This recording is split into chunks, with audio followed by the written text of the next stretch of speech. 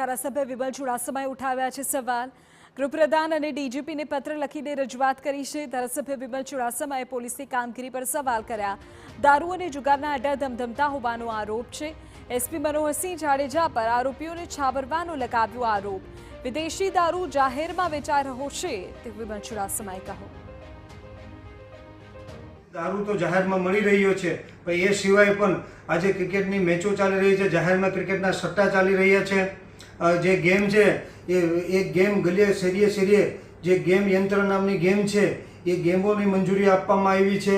એ સિવાય પણ જુગારધામ ચાલી રહ્યો છે અને ડ્રગ્સનું પ્રમાણ પણ વેચાણનું વધતું જાય છે।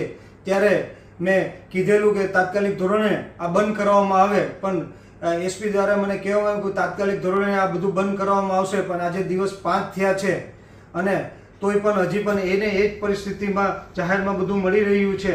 ત્યારે મેં આજ રોજ ગાંધીનગર ગુજરાત રાજ્યના ડીજીપી શ્રીને અને ગુજરાત રાજ્યના ગૃહપ્રધાન